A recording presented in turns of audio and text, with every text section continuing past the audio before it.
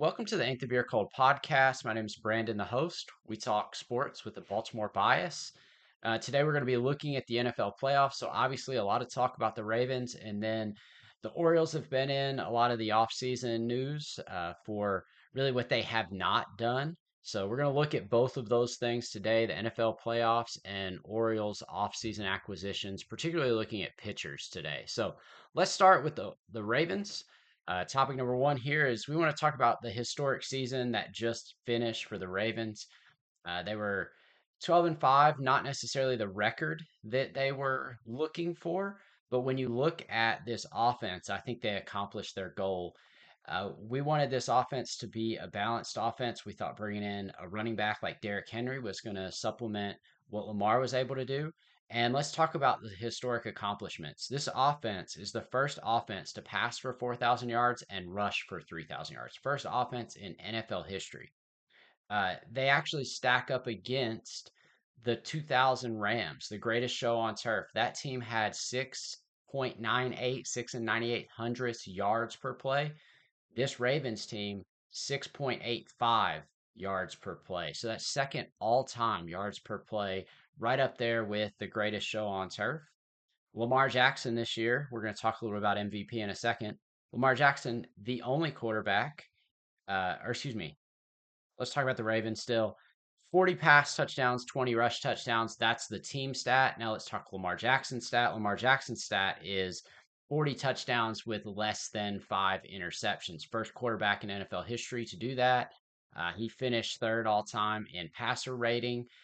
This is one of the greatest statistical seasons from a passing quarterback of all time.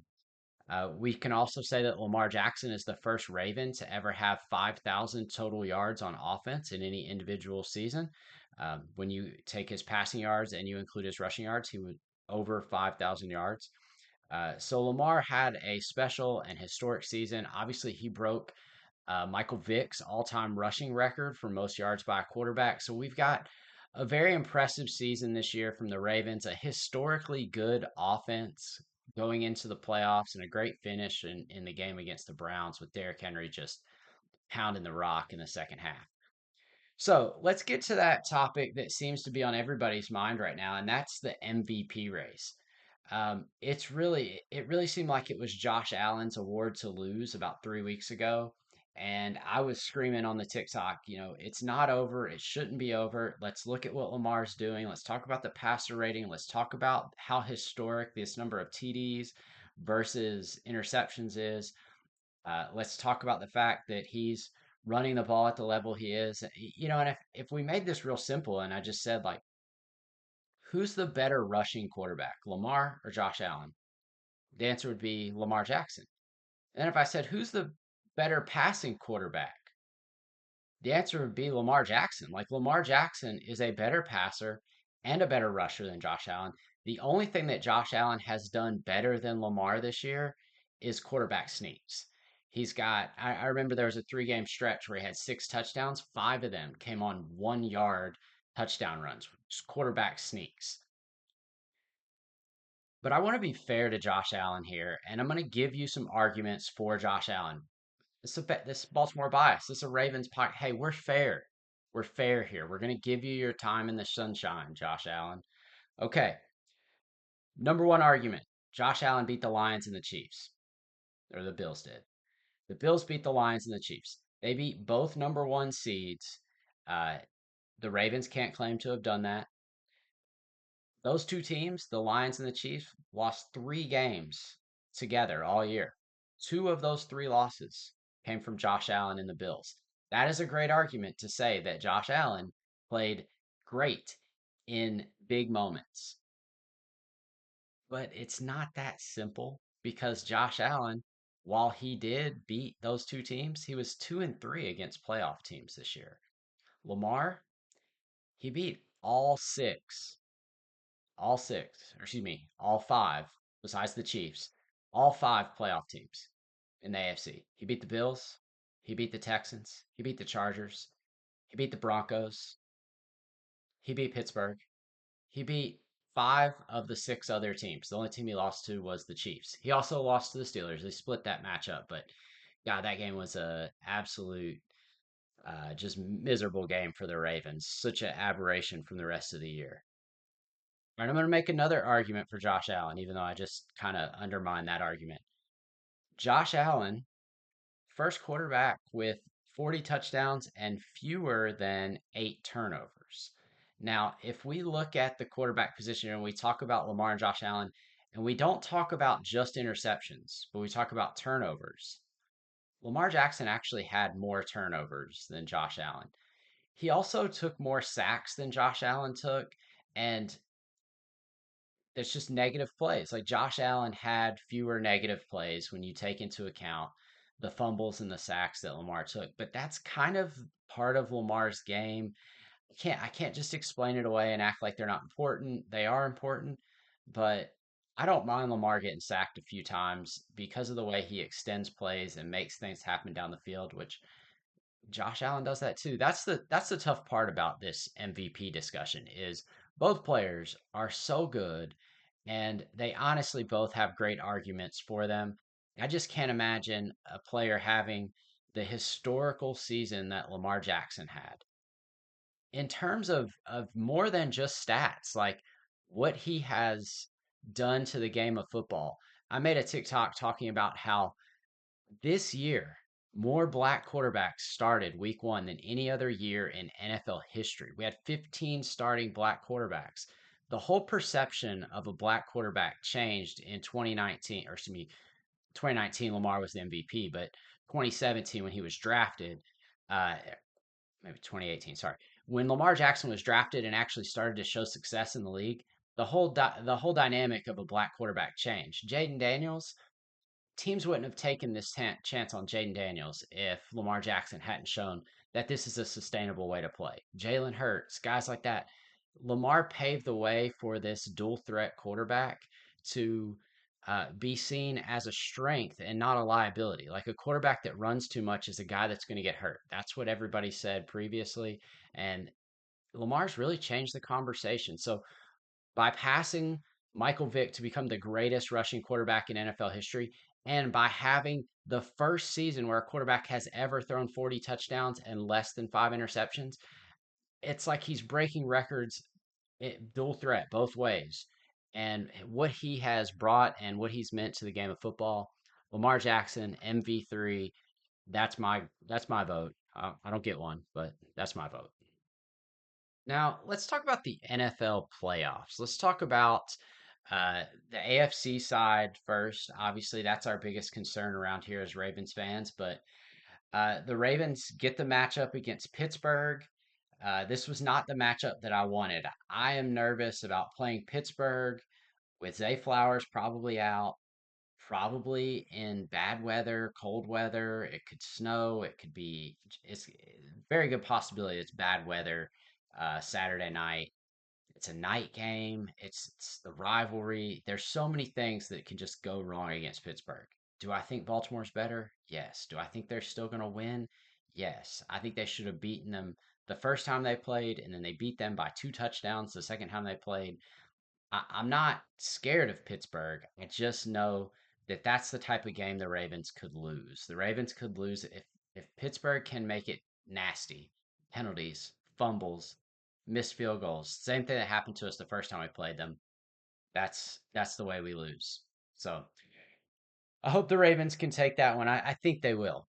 All right, so let's talk about the pathway. Obviously, we want to see Lamar Jackson win a Super Bowl, and what I've heard from people on social media is we want this to be the the most significant pathway or the most challenging pathway. We want to see Lamar, we want to see him beat Pittsburgh, we want to see him beat Buffalo, then we want to see him go win at Arrowhead, then we want to see him in the Super Bowl against, a lot of people are saying Jalen Hurts because that's one team that has actually beat the Ravens. Like most NFC teams have not beaten the Ravens. Lamar has a exceptional record against NFC teams.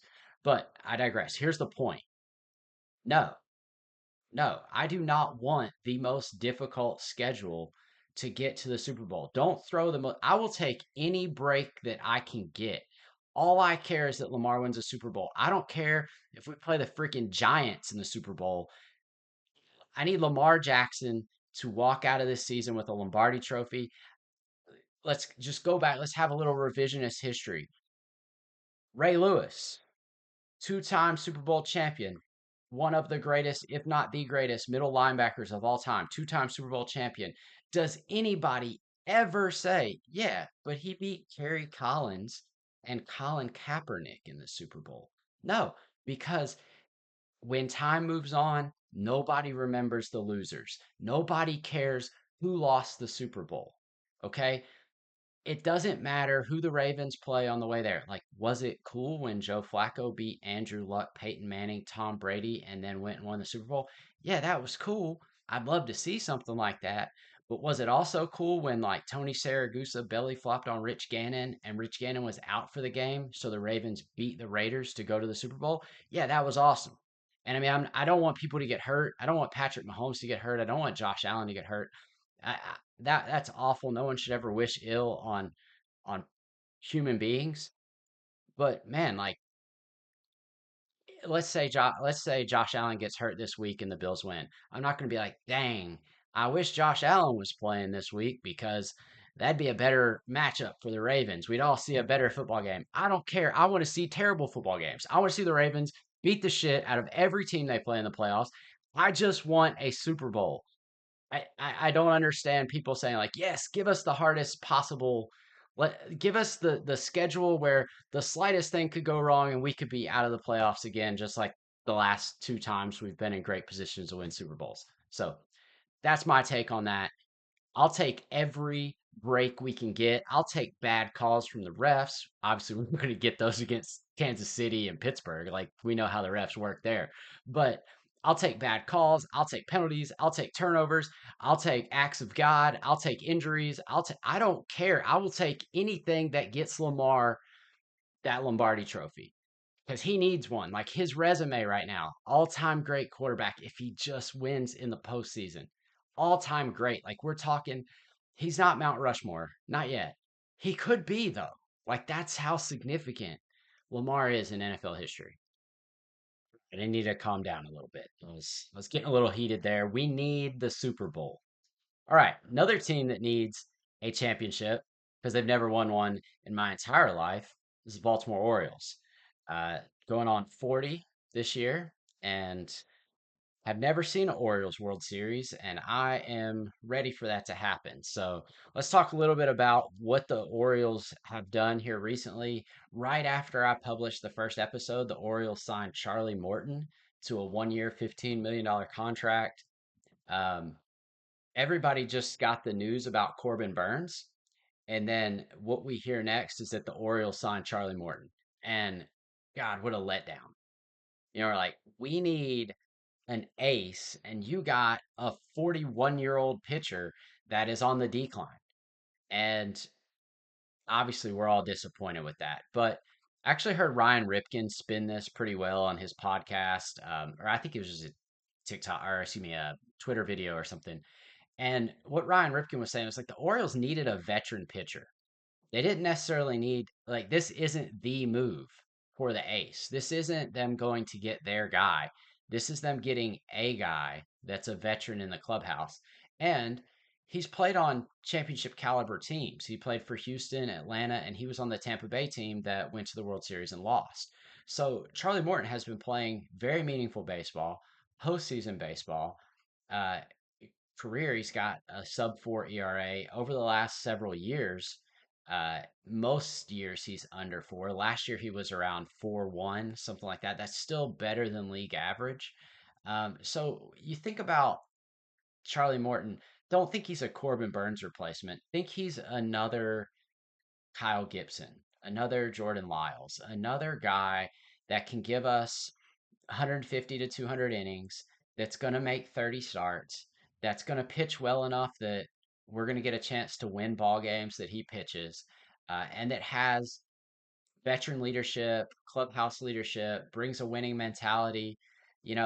There's something to be said for that because the Orioles, while they've had great seasons, obviously there's something missing when we get to the postseason, and it may just be some kind of veteran presence. Like there's got to be some value to that I can't understand as a non-athlete, as somebody who sits in a recliner and watches sports. I can't understand that, but there's got to be in those clubhouses that veteran guy that really brings some kind of poise and moxie and calm and just make sure everybody is in the moment and make sure everybody's going out and playing the best baseball they can play. So Charlie Morton, expensive, 15 million, wow, but probably a good piece to add. I think it was an overpay, but I think they needed a piece, and I think they needed to kind of stop the bleeding from all of this negative news cycles that we keep hearing about the Orioles. So they locked him up, and I think that's a good move.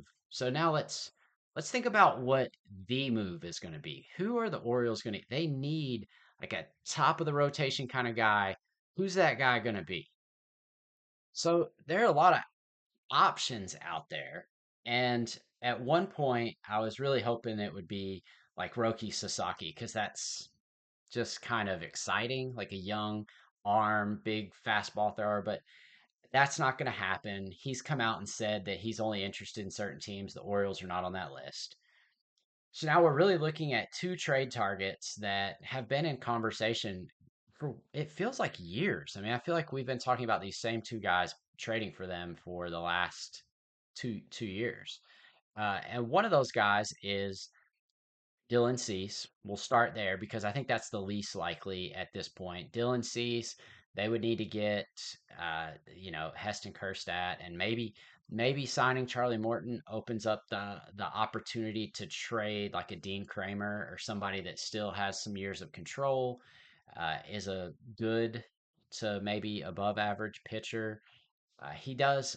I will say this about Dean: he gives the Orioles a chance to win most of the time when he's out there. It may not be 1 or 2 run baseball; it may be 3 or 4 runs, but he's not going out there and just games getting blown wide open. So, I actually really like Dean Kramer, but he's a name that has been talked about as a possible piece that could be moved to upgrade. But here's the guy that I think the Orioles are actually going to get. This is where I expect this to happen very soon. I just saw some reports today from like John Heyman, MLB Network guy, and he's saying that the Orioles have been over a long period of time, and then even in the last couple of days, have been in conversations with the Seattle Mariners about getting Luis Castillo. So Luis Castillo, 25th in the league last year in ERA. So this is a top 25 ERA guy. He's the fourth best pitcher on the Mariners. The Mariners have a great young pitching staff. Logan Gilbert and Shelby, or not Shelby Miller, Bryce Miller and George Kirby. Like they've got these three young stud pitchers. Luis Castillo is costing them a ton of money. He's got a $24 million contract for each of the next 3 years. If they could move that contract, that would get them 72 to 75 million dollars that they could go out and spend on bats. Maybe they can go get Pete Alonso, something like that. Like it makes sense for Seattle to try to get rid of the that money so they can reinvest into the club and get something else. Seattle has a lower payroll than the Orioles do at this point. I'm going to double check that. All right, I double checked it. I'm not correct on that. The Mariners are at like 97 million. The Orioles are at like 92 million. So, but with this new signing of Charlie Morton, the Orioles are up there with the Mariners. And the point being that the Mariners are a lower, they're a small market type team. They're not going to spend a ton of money. So they've got to free up money if they want to take advantage of their window because they have a really nice window to contend with Julio Rodriguez and then all of those other young pitchers. Like they saw this as their time to contend, just like the Orioles do. So we need to trade strength for strength. They need batters. We need pitchers. The question is, what are we going to give them? Are we going to give them a top prospect? Are we going to give up a Kjerstad or a Mayo or a Basayo? Are we going to give up one of those types of bats to get Luis Castillo? I would say hopefully we could avoid that because the contract is so big. This is an opportunity for David Rubenstein, for the Orioles to use capital, like money, real capital, instead of player capital to bring in talent to the Orioles. Even though they're not signing Luis Castillo as a free agent, if they agree to take on all that money, if they agree to take on the $75 million in contract, they shouldn't have to give up nearly as much to acquire him, right? Like they're doing a favor to the Mariners by taking on that contract. So they're still going to have to give up a piece, but maybe that piece, what if that piece was Dean Kramer and Ryan Mountcastle? Ryan Mountcastle's under control for one more year, so he's got this season and he's arbitration eligible next season. So let's say they get Mountcastle for 2 years, they get Dean Kramer, we get Luis Castillo, and we keep all of these guys with massive ceilings. Kobe Mayo, Heston Kjerstad. That's the type of move I would love to see the Orioles make. I don't know that I don't think they're going to trade Mountcastle, but that was a name that had been brought up in the past when they talked about a trade to Seattle. So I like that idea. In my opinion, that would be the move. Let's trade Mountcastle. Kobe Mayo slots right into first base. We trust that he's as good as we all think he is. And then we trade Dean Kramer. We're losing guys that are at the end of their time with us anyway. And we're keeping these guys with massive ceilings. Kobe Mayo could hit 40 or 50 home runs. Massive bat. That lineup in AAA last year, the Norfolk Tides, I went and watched them play, and they were putting up touchdowns on people. I mean, it was like 14 runs or 20 runs. I mean, they were destroying teams the way they were hitting the ball out of the park. So I think those guys have such huge upside. I'd love to keep as many of those in house as we can. All right, and the last thing I'm going to say about this Luis Castillo trade is I think when you look at it versus the Corbin Burns deal, it's not obviously Luis Castillo is not as good as Corbin Burns, but let's compare. Corbin Burns had the ninth best ERA. Luis Castillo has the 25th best ERA. They're both, you know, one's a top 10, one's a top 25. So that's good. But then you look at the age and the years. Corbin Burns just got 6 years, $210 million. If we were able to acquire Castillo, we'd have him for 3 years at $78 million. Now Castillo's 2 years older than Corbin Burns, but I like this 3 year deal for less than 80 million, and you've got a front end rotation piece. He's probably not a one. He's probably truly like on a good team. He should be a two, or in Seattle, he's a four, which is insane. Seattle has a wealth of pitching, obviously. So I, that actually makes me happy. Like I wish it was Burns, but when you think Burns 6 for 210 or Castillo 3 for 78, I'll take Castillo. I like that move for the Orioles, and I would expect that to happen before you guys hear from me again next week. I think that's happening very soon. All right, so that's going to wrap up our podcast for the week. So hopefully by the time I talk to you guys next week, the Ravens will be in the second round of the playoffs. The Orioles will have a new number two starter. And in the meantime, if you guys want to keep in touch, I've created an email account, ain'tthebeercold5@gmail. You guys can email me and send me any thoughts, any questions, any topics you'd like me to cover on the podcast, or anything you'd like me to do short form via TikTok and Instagram. So uh, thank you guys for listening. Please subscribe. And I love being part of the Orioles and Ravens Baltimore sports community. And we'll see you soon.